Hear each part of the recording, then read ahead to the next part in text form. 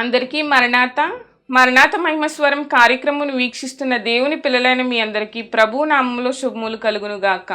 అందరికీ క్రిస్మస్ శుభాకాంక్షలు. ఇప్పుడు పాస్టర్ సామ్యూల్ సుందర్ రెడ్డి గారు క్రిస్మస్ వర్తమానం అందిస్తారు. శ్రద్ధగా ఆలకించండి. దీవించవే సమృద్ధిగా నీ సాక్షిగా కొనసాగమని, ప్రేమించవే నన్ను ప్రాణంగా, నీ కోసమే నన్ను బ్రతకమని. దారులలో ఎడారులలో సెలయేరులై ప్రవహించుమయా, చీకటిలో కారు చీకటిలో అగ్నిస్తంభమైనను నడుపుమయా. దీవించవే సమృద్ధిగా నీ సాక్షిగా కొనసాగమని, ప్రేమించవే నన్ను ప్రాణంగా, నీ కోసమే నన్ను బ్రతకమని. నువ్వే లేకుండా నేనుండలేను యేసయ్యా, నీ ప్రేమే లేకుండా జీవించలేను నేనయ్యా. నా ఒంటరి పయనంలో నా జంటగా నిలిచావే, నే నడిచే దారుల్లో నా తోడై ఉన్నావే. నా ఒంటరి పయనంలో నా జంటగా నిలిచావే, నే నడిచే దారుల్లో నా తోడై ఉన్నావే. ఊహలలో నా ఊసులలో నా ధ్యాస బాసవైనావే, శుద్ధతలో పరిశుద్ధతలో నేను పోలిన నిలసాగమని. దీవించవే సమృద్ధిగా నీ సాక్షిగా కొనసాగమని, ప్రేమించవే నన్ను ప్రాణంగా, నీ కోసమే నన్ను బ్రతకమని. కొలతే లేదయ్యా నీ జాలి నాపై యేసయ్యా, కొరతే లేదయ్యా సమృద్ధి జీవం నీవయ్యా. నా కన్నీరంతా తుడిచావే కన్న తల్లిలా, కొదువంతా తీర్చావే కన్న తండ్రిలా. నా కన్నీరంతా తుడిచావే కన్న తల్లిలా, కొదువంతా తీర్చావే కన్న తండ్రిలా. ఆశలలో నిరాశలలో నేనున్నా నీకని అన్నావే, పోరులలో పోరాటములో నా పక్షముగానే నిలిచావే. దీవించవే సమృద్ధిగా నీ సాక్షిగా కొనసాగమని, ప్రేమించవే నన్ను ప్రాణంగా, నీ కోసమే నన్ను బ్రతకమని. దారులలో ఎడారులలో సెలయేరులై ప్రవహించుమయా, చీకటిలో కారు చీకటిలో అగ్నిస్తంభమైనను నడుపుమయా. దీవించవే సమృద్ధిగా నీ సాక్షిగా కొనసాగమని, ప్రేమించవే నన్ను ప్రాణంగా, నీ కోసమే నన్ను బ్రతకమని. దేవునికి స్తోత్రం. అందరికీ మరణాత. దేవుడు అనుగ్రహించిన ప్రాముఖ్యమైన సమయంలో దేవుని వాక్యాన్ని ధ్యానించుకుందాము. పరిశుద్ధ వేద గ్రంథంలోని వాక్య భాగాన్ని చదువుకుందాము. లూకాసు వార్త 2వ అధ్యాయం 14వ వచనము. సర్వోన్నతమైన స్థలములలో దేవునికి మహిమయు, ఆయన కిష్టులైన మనుషులకు భూమి మీద సమాధానము కలుగునుగాక అని స్తోత్రము చేయుచుండెను. మహాపరిశుద్ధుడా, మహాగణుడా, మహిమగల దేవ, ప్రేమస్వరూపి, దయగల యేసు క్రీస్తు ప్రభువా, నీ ఘనమైన నామానికి వందనాలు, స్తోత్రాలు, స్తుతులు చెల్లించుకుంటున్నాము. శ్రేష్టమైనటువంటి ప్రాముఖ్యమైనటువంటి ఈ యొక్క సమయంలో తండ్రి, నీ మాటలు వినాలని నీ బిడ్డలు ఆశపడుతూ ఉన్నారు. ఆశపడే ప్రాణమును తృప్తిపరచువాడు నీవు మాత్రమే కనుక కొద్ది నిమిషములు ప్రభువా నీ వాక్యము ద్వారా మాతో మాట్లాడండి స్వామి. నీ బిడ్డలతో మాట్లాడండి ప్రభువా. ఏ ఉద్దేశములు ప్రభువా నాయన వారు కలిగి ఉన్నారో తండ్రి, ఏ మాటలు కావాలని ఆశపడుతూ ఉన్నారో తండ్రి నాయన, వారు ఏ బాధలో ఉన్నారో, ఏ బలహీనతలో ఉన్నారో తండ్రి, సమస్తము ఎరిగిన వాడు నీవే గనుక వారికి తగిన మాటలను ప్రభువా నాయన మీరు వినిపించండి. నీ మాటలో శక్తి ఉన్నది, నీ మాటలో ప్రభావం ఉన్నది, నీ మాటలో బలము ఉన్నది గనుక తండ్రి మీరే బలపరచి ఫలపరిచి దీవించి ఆశీర్వదించమని మాట్లాడడానికి ఇష్టపడుతూ యేసుక్రీస్తు వారి నామములో అడిగి వేడుకొనుచున్నాం పరమ తండ్రి, ఆమేన్. దేవనామమున మీ ಎಲ್ಲರಿಗೂ కూడా శుభములు కలుగునుగాక. మరి ఆనంద మాసములో ఉన్నాము, అనగా క్రిస్మస్ నెలలో ఉన్నాము గనుక మరి యొక్క క్రిస్మస్ వర్తమానమును ఈరోజు మనము వినబోతూ ఉన్నాము. అద్భుతమైనటువంటి చరిత్ర కలిగినటువంటి లూకాసు వార్త 2వ అధ్యాయము అనగానే మరి క్రిస్మస్లో మనం ఎక్కువగా క్రిస్మస్లోనే మనం చదువుకునేటటువంటి అధ్యాయం అది లూకాసు వార్త 2వ అధ్యాయము. యేసుక్రీస్తు ప్రభువు వారు పుట్టినటువంటి విధానం అంతా కూడా చాలా చక్కగా వైద్యుడైన లూకా వివరించినట్టుగా మనం చూస్తూ ఉన్నాం. ఇక్కడ లూకాసు వార్త 2వ అధ్యాయం 14వ వచనంలో రాయబడిన మాట, సర్వోన్నతమైన స్థలములలో దేవునికి మహిమయు, ఆయన కిష్టులైన మనుష్యులకు భూమి మీద సమాధానము కలుగునుగాక అని స్తోత్రము చేయుచుండెను. భూమి మీద సమాధానము కలుగునుగాక అని చెబుతూ ఉన్నారు. అనగా సమాధానము అనేది భూమి మీద కలగాలి. ఎందుకు సమాధానము? భూమి మీద లేనిదే సమాధానం. ఎందుకు ఈ మాట చెబుతున్నానంటే, ఎటు చూచినా కానీ సమాధానము లేదు, శాంతి లేదు. ప్రపంచాల మధ్యలో సమాధానమే లేదు, దేశముల మధ్యలో సమాధానము లేదు, రాష్ట్రముల మధ్యలో సమాధానము లేదు, ప్రాంతముల మధ్యలో సమాధానము లేదు. అంత మాత్రమే కాదు, పట్టణాల్లో సమాధానము లేదు, ప్రాంతాలలో కుటుంబాల్లో సమాధానము లేదు, భార్య భర్త మధ్య సంబంధం యొక్క సమాధానం లేకుండా వెళ్ళిపోతున్న వారు అనేక మంది ఉన్నారండి. తల్లి తండ్రులు పిల్లలకు మధ్య సమాధానం లేనటువంటి వారు అనేక మంది ఉన్నారు. ఒక రకంగా చెప్పాలంటే మనకే సమాధానం లేకుండా పోతా ఉంది. అనారోగ్యం వచ్చిందనుకోండి, సమాధానం ఉంటుందా? ఉంటుంది. కాబట్టి ఈ సమాధానము కావాలి. డబ్బు లేని వారికి వాళ్ళు అనుకుంటారు కదా, సమాధానము లేదు. డబ్బు వల్లే సమాధానం వస్తుందా? సమాధానం కొనుక్కోగలమా? ఎక్కడన్నా దొరుకుతుందా సమాధానం అంటే? ఎక్కడ సమాధానం దొరకదండి. శాంతి ఎక్కడ దొరకదు. డబ్బుతో ముడిపడింది కాదు ఇది. డబ్బులు ఉన్నా కానీ చాలామందికి సమాధానం లేకుండా ఉన్నవారు అనేక మంది ఉన్నారు. చాలామందికి సమాధానం లేదు. కోట్లు ఉన్నాయి కానీ సమాధానం లేనటువంటి వారు అనేక మంది ఉన్నారు. కనుక ఇప్పుడు సమాధానము కావాలి. ఆ సమాధానము పరిశుద్ధ గ్రంథమైన బైబిల్ గ్రంథములో ఈ వచనములో దేవుడు చెబుతున్నటువంటి మాట ఏమిటంటే, ఆయన కిష్టులైన మనుష్యులకు భూమి మీద సమాధానము కలుగునుగాక అంటూ ఉన్నారు. అంటే ఎవరైతే దేవునికి ఇష్టమవుతారో వారికి భూమి మీద సమాధానము కలుగుతుంది. యెషయా గ్రంథము 9వ అధ్యాయము 6వ వచనములో మనము చూసినట్లయితే, ఏలయనగా మనకు శిశువు పుట్టెను, మన కుమారుడు అనుగ్రహింపబడును, ఆయన భుజం మీద రాజ్యభారం ఉండును, ఆశ్చర్యకరుడు, ఆలోచనకర్త, బలవంతుడైన దేవుడు, నిత్యులకు తండ్రి, సమాధానకర్తయగు అధిపతి. అనగా సమాధానములకు కర్తగా ఆయనే ఉన్నాడు, సమాధానముకు అధిపతిగా ఆయనే ఉన్నాడు. అంటే సమాధానం ఎక్కడి నుంచి వస్తుందంటే దేవుని యొద్ద నుంచే వస్తుంది. ఎందుకంటే ఆయనకు ఉన్నటువంటి పేరు సమాధానకర్త. తండ్రి దేవునికి ఉన్నటువంటి పేరు కూడా సమాధానకర్తే.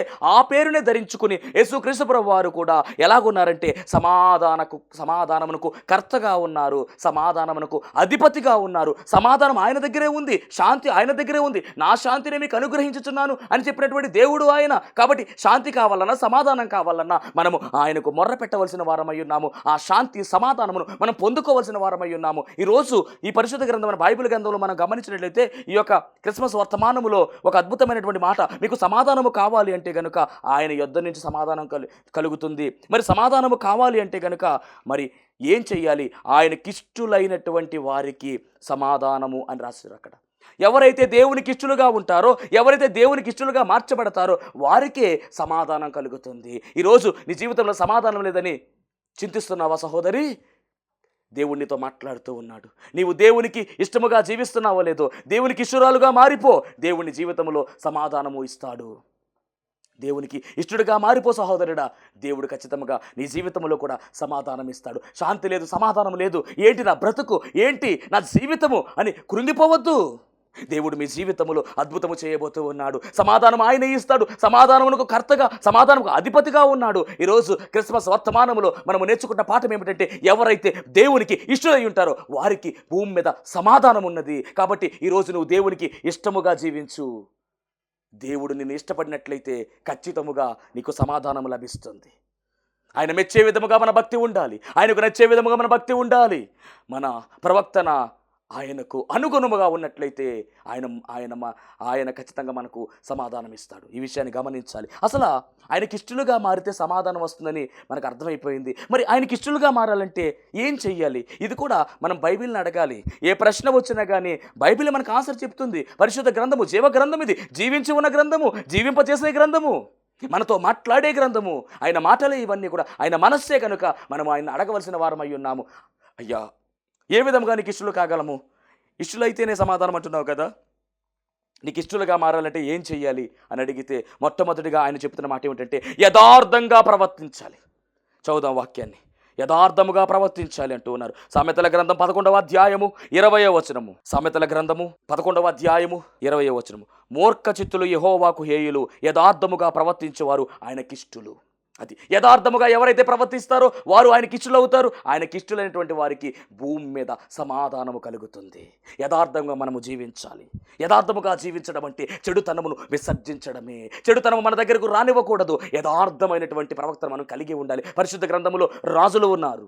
యూదాను పరిపాలించిన రాజులు 20 మంది రాజులు ఉన్నారు. ఆ యూదా దేశాన్ని పరిపాలించిన 20 మంది రాజులు మనం గమనించినట్లయితే కనుక వారు ఏ విధముగా ఉన్నారు అంటే కనుక, కొంతమంది రాజులు యథార్థంగా జీవించిన వారు ఉన్నారు. కొంతమంది రాజులు చెడు వర్తన అనగా చెడ్డ రాజులుగా, మరి చెడు నడత నడిచినటువంటి వారుగా, చరిత్రహీనులుగా మిగిలిపోయారు. కానీ ఎవరైతే దేవుణ్ణి వెంబడించారో, ఎవరైతే యథార్థంగా జీవించారో వారు గొప్ప రాజులుగా, ఉన్నతమైనటువంటి స్థాయిలో వారు కొనియాడబడ్డారు.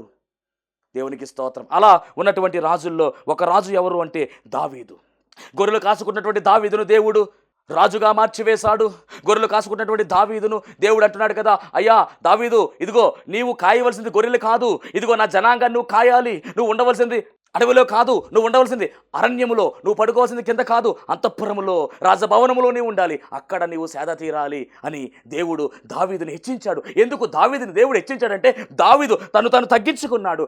దావీదు యథార్థమైనటువంటి ప్రవర్తన కలిగిన వాడై ఉన్నాడు. సౌలు ఇబ్బంది పెడుతున్నప్పటికీ, సౌలు దావీదును చంపేద్దామనేటువంటి ప్రయత్నాలు చేస్తున్నప్పటికీ, చంపేటటువంటి శక్తి ఉన్న, బలము ఉన్నా కానీ దావీదు ఏనాడు కూడా సౌలును ఏమీ అనలా. ఒకటే మాట అంటాడు, ఇదిగో దేవుని అభిషేకం ఉన్నది అతని మీద, కాబట్టి ఆ అభిషేకానికి నేను విలువిస్తూ ఉన్నాను అని వదిలేశాడండి. విషపు చూపు చూసినటువంటి సౌలును కూడా దావీదు ప్రేమించినట్టుగానే పరిశుద్ధ గ్రంథములో ఉంది. యథార్థవంతుడండి, యథార్థ వర్తన కలిగిన వాడు. యథార్థముగా ప్రవర్తించినటువంటి వారిలో మొట్టమొదటి వ్యక్తిగా కనపడుతున్నది ఎవరు అంటే కనుక దావీదే. కాబట్టి ఈ దావీదును మనం గమనించినట్లయితే కనుక దేవుడు ఈయనకి ఇష్టపడినట్టుగా రాయబడింది. దావీదు యొక్క యథార్థతను బట్టి దేవుడు దావీదుని ఇష్టపడ్డాడు.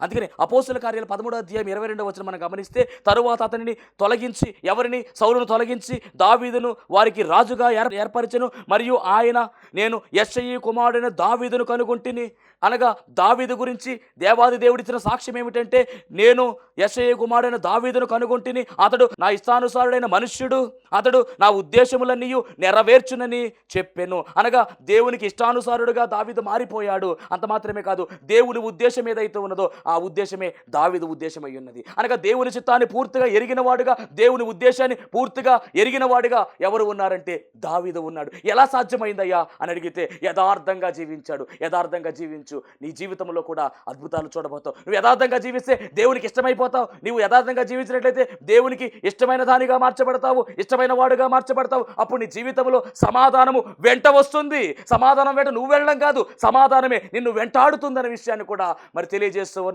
దేవునికి మహిమ కలుగును గాక. ఏదేమైనప్పటికీ యథార్థముగా జీవించినట్లయితే, అనగా ఖచ్చితత్వమైనటువంటి జీవితాన్ని మనము జీవించినట్లయితే ఖచ్చితముగా దేవదేవుడు మనకు తోడై ఉంటాడు.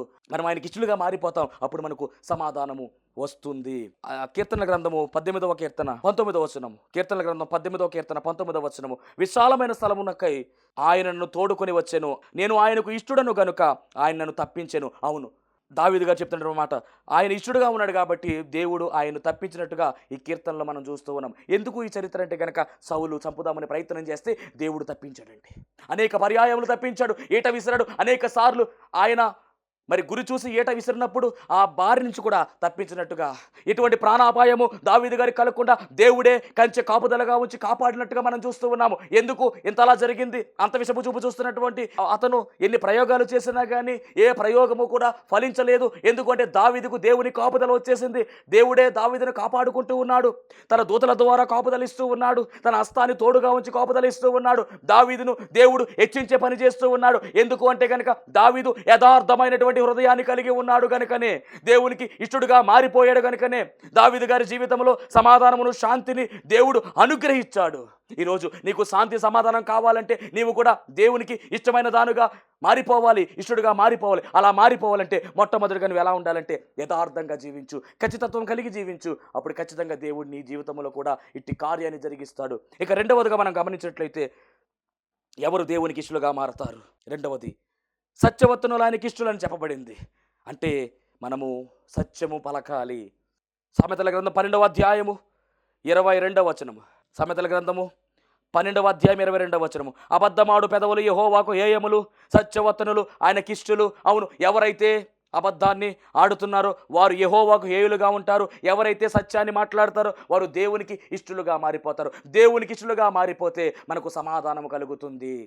కాబట్టి సత్యమును మనము పలకవలసిన వారమై ఉన్నాము. యోహాను సువార్త 17వ వచనములో దేవుడు మరి శిష్యులను ఉద్దేశించి చేస్తున్న ప్రార్థనలో ఆయన చెబుతున్నటువంటి మాట, సత్యమందు వారిని ప్రతిష్ఠ చేయము, నీ వాక్యమే సత్యము.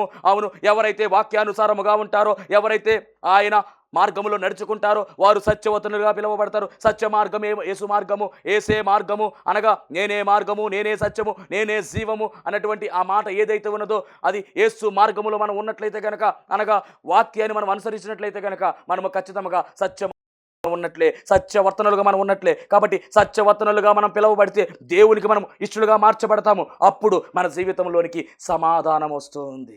దేవునికి స్తోత్రం. కాబట్టి అసత్యాన్ని మన జీవితంలో, అబద్ధానికి మనము చోటు ఇవ్వకూడదు. ఎందుకంటే అబద్ధం ఆడకుడి అని కూడా మరి ఆయన ఆజ్ఞలో చెప్పిన మాట. అననీయ సప్పీరా విషయంలో మనం గమనించినట్లయితే కనుక ఇద్దరు కూడా కలిసి అబద్ధం ఆడారు. ముందు భర్త వచ్చి అబద్ధం చెప్పాడు, తర్వాత భార్య కూడా అదే చెప్పింది. ఇద్దరు కూడా ఏమయ్యారంటే కనుక ఈడ్చివేయబడ్డారు. ఇద్దరు కూడా చనిపోయినట్టుగా, పరిశుద్ధాత్మను దుఃఖపరిచినట్టుగా మనం చూస్తూ ఉన్నాం. అలాగే సామెతల గ్రంథంలో మనం గమనించినట్లయితే కనుక 23:23 రాయబడినమాట, సత్యమును అమ్మివేయక దాన్ని కొనియుంచుకొనుము, జ్ఞానమును, ఉపదేశమును, వివేకమును కాచుకొని ఉండుము. సత్యమును అమ్మివేయక దాన్ని కొనియుంచుకొనుము అని రాయబడింది. కాబట్టి సత్యమును మనం ప్రతిష్ఠించుకోవాలి. సత్యమందు మనము ఉండాలి. సత్యవర్తనకు మనం పిలవబడాలి. అప్పుడు మన జీవితంలో అద్భుతాలు మనం చూడబోతూ ఉన్నాం. దేవునికి స్తోత్రం. సమాధానం మనకు కలుగుతూ ఉంది. ఇక మూడవ కారణాన్ని మనం గమనించినట్లయితే ఎవరు దేవునికి ఇష్టలు అని మూడవ కారణాన్ని మనం చూసినట్లయితే విశ్వాసము కలిగిన వారు దేవునికి ఇష్టలండి. ఈ మాట మనందరికీ బాగుగా తెలుసు. ఎబ్రీ పత్రిక 11వ అధ్యాయం 6వ వచనము విశ్వాస వీరుల పట్టిక కలిగినటువంటి అధ్యాయమే ఎబ్రీ పత్రిక 11:6. విశ్వాసము లేకుండా దేవునికి ఇష్టడై అసాధ్యము. దేవుని ఎద్దకు వచ్చేవాడు ఆయన ఉన్నాడనియో తన్ను వెదకు వారికి ఫలము దయచేయననియో నమ్మవలెను గదా అంటూ ఉన్నారు. అంటే ఎవరైతే విశ్వాసము కలిగి ఉంటారో వారు దేవునికి ఇష్టలై ఉంటారు. విశ్వాసము లేకుండా ఉన్నట్లయితే దేవునికి ఇష్టలు కారు. అనగా మనము విశ్వాసము కలిగిన వారమై ఉండాలి. మన పేరే విశ్వాసి. మనమందరము కూడా విశ్వాసులమై ఉన్నాము. విశ్వాసి అనేటువంటి పేరుతో మనం పిలువబడుతూ ఉన్నాం. కాబట్టి ఎవరు విశ్వాసి అంటే కనుక ఎవరైతే దేవుణ్ణి ఎందు విశ్వాసం ఉంచుతారో వారే విశ్వాసులు అవుతారు. వారే దేవునికి ఇష్టలుగా మార్చబడతారు. అవును, విశ్వాసము లేకుండా మనము దేవుని కార్యాలు మనము చూడలేము. విశ్వాసము లేకుండా మన జీవితాల్లో కార్యాలు జరగవు. విశ్వాసము లేకపోతే ఎట్టి పని కూడా ముందుకు సాగదు అనే విషయాన్ని కూడా ప్రభు పేర మీకు తెలియజేస్తున్నాను. అవును, విశ్వాసము లేకపోతే ఫలితము లేదు. మానవునికి శ్వాస ఎంత ప్రాముఖ్యమైనదో క్రైస్తవునికి విశ్వాసము అంతే ప్రాముఖ్యమైనది. శ్వాస లేకుండా మానవుడు కాదు. శ్వాస లేకపోతే మానవుడు శవమైపోతాడు, చచ్చిన వాడులా పడుంటాడు. అలాగే విశ్వాసము లేకపోతే క్రైస్తవుడు అని అనిపించుకోవడం దండుగా. విశ్వాసము కలిగి ఉండాలి. క్రీస్తు అనుచరులుగా, క్రీస్తును కలిగిన వారముగా, క్రీస్తును వెంబడించే వారముగా, విశ్వాస యోధులుగా మనం ఉండాలి. అంటే విశ్వాసమును మనము డాలుగా ధరించుకుని ముందుకు సాగవలసిన వారమై ఉన్నాము. విశ్వాసము ద్వారానే కార్యాలు జరుగుతాయి. ఈ జీవితంలో కార్యము జరగట్లేదని ఎదురు చూస్తున్న చెల్లమ్మ దేవునితో మాట్లాడుతున్న మాట ఏంటో తెలుసా? విశ్వాసము ఉంచి ప్రార్థన చేయి. నేను చేస్తున్న ప్రార్థనలో, ఆఖరిలో చేసిన ప్రార్థనలో ఏకీభవించు. దేవుడు ఖచ్చితంగా నీ జీవితంలో కార్యాన్ని జరిగించబోతూ ఉన్నాడు. దేవునికి మహిమ కలుగును గాక. కాబట్టి విశ్వాసము కలిగి మనం ముందుకు సాగవలసిన వారమై ఉన్నాము. విశ్వాసహితమైన ప్రార్థన ఆ రోగిని స్వస్థపరచునని రాయబడింది. కాబట్టి ఎలాంటి అనారోగ్యమైన కావచ్చు, ఎలాంటి కష్టమైనా కావచ్చు, ఎలాంటి ఇబ్బంది అయినా కావచ్చు, నువ్వు విశ్వాసము కలిగి ఉన్నట్లయితే ఖచ్చితంగా దేవుడు కార్యాన్ని జరిగిస్తాడు. అలా ఎవరైతే విశ్వాసం కలిగి ఉంటారో వారు దేవునికి ఇష్టమైపోతారు. అప్పుడు వారి జీవితాల్లో సమాధానం కలుగుతుంది. ఈరోజు నీకు సమాధానం కావాలంటే దేవుని యందు విశ్వాసము కలిగి ఉండు. ఇక 4వ కారణాన్ని మీకు తెలియజేస్తూ ఉన్నాను. దేవుని కుమారునికి దాసులుగా ఉన్నవారు దేవునికి ఇష్టలు. ఎవరైతే దాసులుగా ఉంటారో వారు దేవునికి ఇష్టలంట. రోమాపత్రిక 14వ అధ్యాయము 18వ వచనం చదువుదాం. రోమాపత్రిక 14వ అధ్యాయము 18వ వచనము. ఈ విషయముల యందు క్రీస్తునకు దాసుడైన వాడు దేవునికి ఇష్టడును మనుషుల దృష్టికి యోగ్యుడై ఉన్నాడు. అనగా ఆయన యందు దాసుడుగా మనం ఉండవలసిన వారమై ఉన్నాము. దాసుడు తన యజమానునికి సంతోషాన్ని కలిగజేస్తాడు. అదేవిధంగా మనము క్రీస్తునకు దాసులుగా ఉండి ప్రభువునకు సంతోషాన్ని కలిగించాలి, కానీ మన సంతోషాన్ని గురించి ఆలోచించకూడదు. ప్రతి విశ్వాసి ఇతరులను మేల్కొలపాలే కానీ తన సంతోషాన్ని తను చూచకూడదని పరిశుద్ధ గ్రంథంలో చక్కగా చాలా అద్భుతంగా రాయబడినటువంటి మాటలు. కాబట్టి మనము దేవునికి దాసులుగా ఉన్నట్లయితే ఖచ్చితంగా ఆయన మనకు ఇష్టపడతాడు. మనలను మన జీవితంలో శాంతిని సమాధానం మనకు దానముగా ఇస్తాడనే విషయాన్ని కూడా తెలియజేస్తూ ఉన్నాను. దేవునికి మహిమ కలుగును గాక. అలాగే ఇక ఆఖరిగా మనం గమనించినట్లయితే కనుక ఎవరు ఆయనకి ఇష్టలు అంటే కనుక కీర్తనల గ్రంథం 16వ అధ్యాయము 3వ వచనం చదివినట్లయితే, కీర్తనల గ్రంథం 16:3, నేను ఇలాగందును, భూమి మీద ఉన్న భక్తులే శ్రేష్ఠులు, వారు నాకు కేవలం ఇష్టలు. ఎవరైతే భక్తిగా ఉంటారో, ఎవరైతే భక్తి చేస్తారో వారే శ్రేష్ఠులు, వారే ఆయనకి ఇష్టలంట. మరి భక్తి జీవితంలో నీ స్థాయి ఎలా ఉంది? ఎప్పుడు ఒకేలాగుంటున్నావా? ఎప్పుడు ఒకే రీతిలో వెళుతున్నావా? జాగ్రత్త. నీ భక్తి స్థాయి ఎలా ఉంది? నీ భక్తి గ్రాఫ్ ఎలాగుందో స్ట్రక్చర్ వేసుకున్నట్లయితే కనుక మరి నీ యొక్క సీనియారిటీ కొద్దీ నీ భక్తి గ్రాఫ్ డౌన్ అవ్వకూడదు, ఆ గ్రాఫ్ పెరగాలి. మరి సీనియర్ అయ్యే కొలది కూడా మరి సిన్సియారిటీ తగ్గిపోతుంది అంటూ ఉంటారు. దేవునికి స్తోత్రం. సీనియారిటీ పెరిగి కొద్ది సిన్సియారిటీ తగ్గకూడదు, సిన్సియారిటీ పెరగాలి. అనగా భక్తి విషయంలో మనం పెరగాలి, భక్తి విషయంలో మనం పై స్థాయికి వెళ్ళాలి, మన స్థాయి మారిపోవాలి. ఎప్పుడు కూడా ఒకే స్థాయిలో మనం ఉండడానికి వీలు లేదు. అంచెలుగా మన భక్తి విషయంలో మనము పై స్థాయిలోకి వెళ్ళాలి. భక్తి పరులముగా మనం ఉండాలి తప్ప భక్తిహీనులుగా మనము ఉండకూడదు. అదే చెప్తూ ఉన్నారు, నేను ఇలాగందును, భూమి మీద ఉన్న భక్తులే శ్రేష్ఠులు, వారు నాకు కేవలం ఇష్టలు. క్రైస్తవులకు భక్తి చాలా ప్రాముఖ్యమైనది. ఆయన యందు భయము ఉండాలి, భక్తి ఉండాలి. ఇవి రెండు కలిగి ఉంటేనే మనము మన జీవితాన్ని ముందుకు మనము కొనసాగించగలము. కాబట్టి రాబోతున్నటువంటి ఆ యొక్క రాకడ దినముల్లో మనం గమనించవలసిన మాట ఏమిటంటే భక్తి కలిగి మనము ఆయన గురించి మనము కనిపెట్టవలసిన వారమై ఉన్నాము. 2వ పేతురు పత్రిక 3వ అధ్యాయము 12వ వచనం చదివినట్లయితే కనుక 2వ పేతురు పత్రిక 3వ అధ్యాయం 12వ వచనము, దేవుని దినపు రాకడ కొరకు కనిపెట్టుచు దానిని ఆశతో ఆపేక్షించుచు మీరు పరిశుద్ధమైన ప్రవక్తనతోనూ భక్తితోనూ ఎంతో జాగ్రత్త గలవారై ఉండవలెను. కాబట్టి ఆయన రాకడ కనిపెట్టడానికి కూడా మన దగ్గర ఏముండాలంటే భక్తి ఉండాలి. భక్తి ఉంటేనే భక్తులు అవుతారు. కాబట్టి భక్తి మనం కలిగి ఉండాలి. ఈరోజు సమాధానం కావాలంటే ఆయనకు మనం ఇష్టలైపోవాలి. ఇష్టలైనటువంటి వారికి సమాధానం కనుక ఇష్టం అవ్వాలంటే యథార్థంగా జీవించాలి. 2 సత్యవతను కలిగి ఉండాలి. 3 విశ్వాసము కలిగి ఉండాలి. 4 దేవునికి దాసులుగా మనం ఉండాలి. 5వ కారణము భక్తి కలిగి మనము భక్తులుగా మారి ఉన్నట్లయితే మనము దేవునికి ఇష్టలుగా మారతాము. అప్పుడు ఖచ్చితంగా మన జీవితంలో శాంతి కలుగుతుంది, సమాధానం కలుగుతుంది. అట్టి శాంతి సమాధానము మరి దేవదేవుడు మీ అందరికీ అనుగ్రహించును గాక. ఆమెన్. మహాపరిశుద్ధుడ మహిమగల దేవ ప్రేమస్వరూపి దయగల యేసుక్రీస్తు ప్రభువా నీ ఘనమైన నామానికి వందనాలు, స్తోత్రాలు, స్తుతులు చెల్లించుకుంటున్నాం. శ్రేష్టమైనటువంటి ప్రాముఖ్యమైనటువంటి సమయంలో తండ్రి నాయన సమాధానం ఏ విధముగా కావాలి, సమాధానం ఏ విధముగా లభిస్తుందో నాయన మీరు మాతో మాట్లాడి ఉన్నారు. దేవా నీ బిడ్డలను ఆశీర్వదించండి, సమాధానముతో నింపండి, శాంతితో నింపండి. అద్భుత ఆశ్చర్య కార్యాలను బిడ్డల జీవితంలో జరిగించి మీరే మహిమ పొందుకోమని కన్నీటి నాట్యముగా మార్చివేసి సంతోషము, సమాధానం, ఆనందమును ఈ ఆనందవాసంలో నీ బిడ్డలకు అనుగ్రహించమని యేసు నామములో అడుగుచున్నాం పరమ తండ్రి. ఆమేన్. అందరికీ మరణాత. దేవునికి స్తోత్రము. మరి షకీనా కుమార్ గారి యొక్క కుమారుడు గురించి అనగా శ్రీనివాసరెడ్డి గారి గురించి షాల్లో అంశం పెట్టామండి. దుబాయ్ వెళ్ళాలనేటువంటి అంశాన్ని మరి వీళ్ళు చెప్పడం జరిగింది. దాని కొరకు దేవుడు కృప చూపించి మరి శ్రీనివాసరెడ్డి గారు క్షేమంగా దుబాయ్ వెళ్ళడానికి దేవుడు కృప చూపించారు. దాదాపుగా 2,50,000 రూపాయలు ఖర్చు పెట్టుకుని అక్కడికి వెళ్ళారు. అక్కడికి వెళ్ళిన తర్వాత పని సరిగా లేదు, ఏజెంట్ మోసం చేయడం జరిగింది. అక్కడ 2 రోజులు కాలం గడిపి తర్వాత క్షేమంగా గృహానికి చేరుకున్నారు. కానీ 2,50,000 రూపాయలు ఎలాగొస్తాయా అనేటువంటి ఒక ఆందోళన మరి వీళ్ళు కలిగింది. దాని కొరకు మళ్ళీ శాలకు వచ్చారు, మళ్ళీ ప్రార్థన చేయించుకున్నారు, అసలు రాదు అనేటటువంటి పరిస్థితి ఏర్పడింది. అయినప్పటికీ దేవుడు తన మహాకృపను బట్టి 2 లక్షలు మళ్ళీ వెనక్కి రావడానికి కృప చూపించారు. 50,000 రూపాయలు రాకపోయినా కానీ 2 లక్షలు రావడానికి దేవుడు కృప చూపించి ఎంతగానో సహాయం చేశారు. దేవుడి ఈ సాక్ష్యాన్ని దీవించి ఆశీర్వదించును గాక. ఆమేన్. దేవునికి స్తోత్రం. అందరికీ వందనమన్నా తెలియజేస్తున్నాను. మరణాత మహిమస్వరం అనే ఆధ్యాత్మిక కార్యక్రమాన్ని వీక్షిస్తున్న మీ అందరికీ కూడా మరొక పర్యాయము ప్రభు పేర వందనమన్నా తెలియజేస్తూ ఉన్నాను. మరి ఈ కార్యక్రమము ఎంతో ఆశీర్వాదంగా ఉందని, ఈ కార్యక్రమం ద్వారా ఎన్నో మేలు పొందుకున్నామని మరి మీరు అందరూ కూడా ఫోన్ కాల్ చేస్తూ ఉన్నారు. చాలా సంతోషము. ఎన్నో అద్భుత ఆశ్చర్యకార్యాలు దేవాదేవుడు ఈ కార్యక్రమం ద్వారా జరిగిస్తూ ఉన్నారు. దేవుని నామమునికి మహిమ కలుగునుగాక. మరి మీరు చూస్తున్నటువంటి ఈ యొక్క షెడ్ గురించి గతంలో మీకు చెప్పడం జరిగింది. యజమానుడు మరి దీన్ని బేరం పెట్టారని చెప్పేసి, దీన్ని తీసుకుంటే ఇక్కడ ఆరాధన జరుగుతుంది, లేకపోతే మనం బయటికి వెళ్ళాలనేటువంటి పరిస్థితిని మీకు చెప్పినందుకు చాలామంది మరి సహకరించారు. కొంతమంది మరి అమౌంట్ పంపించడం జరిగింది, అలాగే ప్రార్థన చేయడం జరిగింది. దేవుని మహాకృపను బట్టి పంపించినటువంటి కొంత అమౌంట్ మరి యజమానుడికి కట్టడం జరిగింది. ఇంకా చాలా అమౌంట్ మనము వారికి ఇవ్వాల్సి ఉంది. కనుక మరి ఈ కార్యక్రమాన్ని వీక్షిస్తున్నటువంటి మీకు ఎవరికైనా కనుక ప్రేరేపణ కలిగినట్లయితే కనుక మరి మీ వంతు సహకారాన్ని అందించండి. ఈ దీన సేవకునికి మీ యొక్క సహకారం అందించి ఈ సేవను మరి ముందుకు వెళ్ళేలాగా సహకరించవలసిందిగా ప్రభు పేరు తెలియజేస్తూ ఉన్నాను. మీకు ఎవరికైనా కనుక మరి ప్రేరేపణ కలిగినట్లయితే కనుక స్క్రీన్ మీద కనపడుతున్నటువంటి ఆ నెంబర్కి ఫోన్పే చేయండి, లేదా ఫోన్ చేసినట్లయితే కనుక నేనే స్వయంగా మాట్లాడతాను. మీ సహకారాన్ని అందించండి. ప్రభు పనిలో మీరు కూడా పాలి భాగస్తులు కావాల్సిందిగా ప్రభు పేరు తెలియజేస్తున్నాను. అందరికీ మరణాత.